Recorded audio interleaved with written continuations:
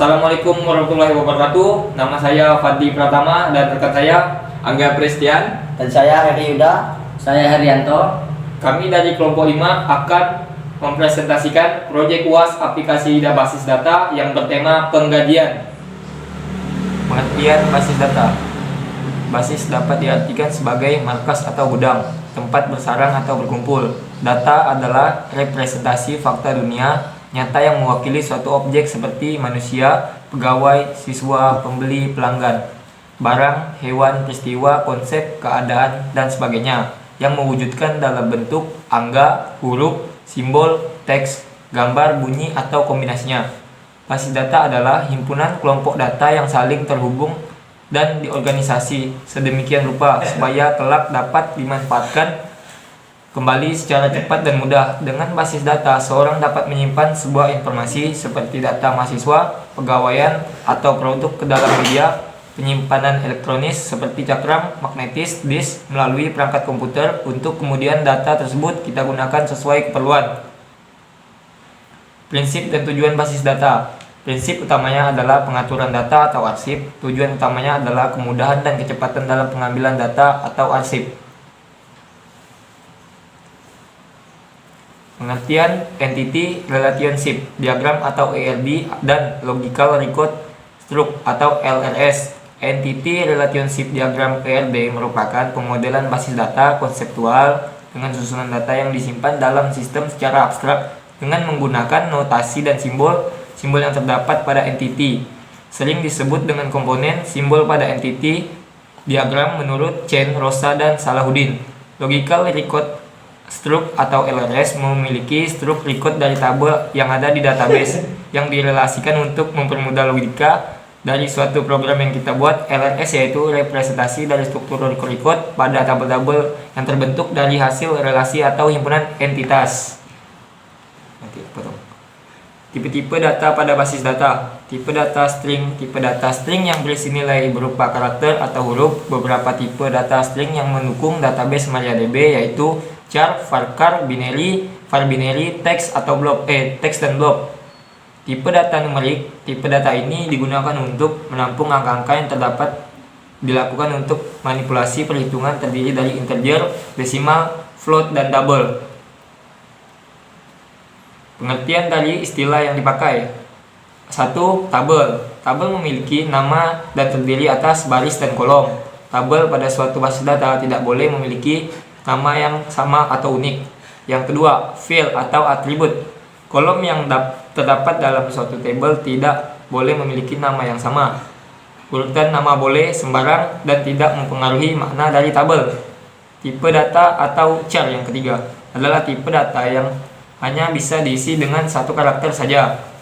Yang keempat, tipe data varchar. Tipe data untuk menampung data yang bertipe karakter atau alfabetik A sampai Z. Contoh, nama orang, NMS, barang, dan lain-lain. Yang kelima, primary key. Dipilih sebagai identifikasi untuk membedakan suatu baris dengan baris lainnya dalam satu tabel. Yang keenam, drop database adalah pernyataan yang digunakan untuk menghapus data. Yang ketujuh, insert. Perintah ini memasukkan sebuah record baru di dalam sebuah tabel atau database. Yang kedelapan, select. Perintah ini untuk menampilkan maupun mengambil sebuah data pada tabel. Yang kesembilan, use database untuk mengaktifkan database. Yang kesepuluh, show tables. Perintah ini digunakan untuk menampilkan tabel. Baik, di sini saya akan melanjutkan materi dari teman saya. Bab 3, pembahasan gambaran basis data. Penggajian. Kamar bedah adalah sistem penggajian yang anggotanya terdiri dari SPV, kamar bedah, WA, SPP, kamar bedah perawat, asisten perawat, dan ISS yang berada di rumah sakit Medistra, di mana pelayanannya sudah berbasis teknologi canggih. Setiap karyawan mendapatkan gaji pokok sesuai jabatan, transport, tunjangan, dan diharuskan untuk lembur ketika operasi berjumlah di luar rencana jadwal pada hari itu. Absen mempengaruhi hasil bonus. Jika ada keterlambatan absen, maka akan ada potongan bonus. Struktur tabel jabatan pegawai dan gaji.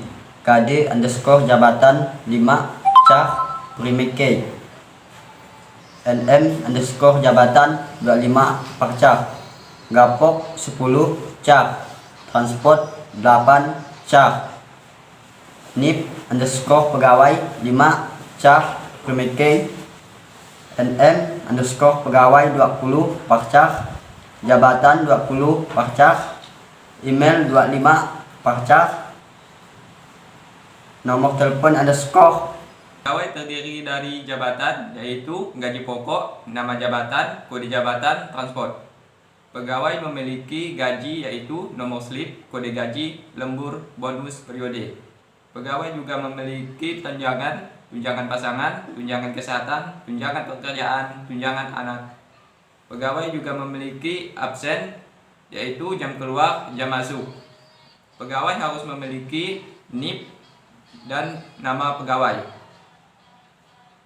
Perintah query SQL masuk ke dalam MariaDB melalui command prompt menggunakan MariaDB. Buat database dengan nama DB penggajian, kemudian tampilkan seluruh daftar database yang ada. Buat beberapa tabel berikut ini: KD underscore jabatan, NM underscore jabatan, Gapok, transport. Size 5, 25, 10, 8. Tipe char, parchar, char, Primike. Lihat tabel di bawah ini. Baik, saya akan melanjutkan materi dari teman saya. Pertama, tampilkan daftar tabel pada database. Untuk menampilkan data tabel, kita menggunakan Maria Source Table, yaitu absen, gaji, jabatan, pegawai, dan tunjangan. Tampilkan struktur tabel masing-masing yang telah dibuat. Untuk menampilkan struktur tabel, kita menggunakan dash jabatan. Dash jabatan yaitu KD jabatan, NN underscore jabatan, Gapok, transport.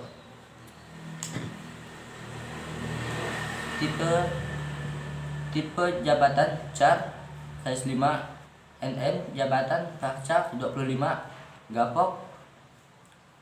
Tipe char 10, transport. Tipe char 8. Isi beberapa tabel dengan record sebagai berikut, kemudian tampilkan hasilnya. Dan inilah hasilnya.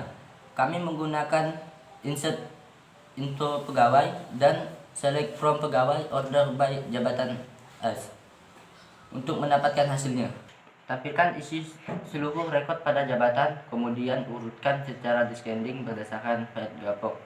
Kami menggunakan select from jabatan order by Gapok dash untuk mendapatkan hasil. Dan tampilkan jumlah total keseluruhan Gapok pada tabel jabatan. Untuk menggunakan,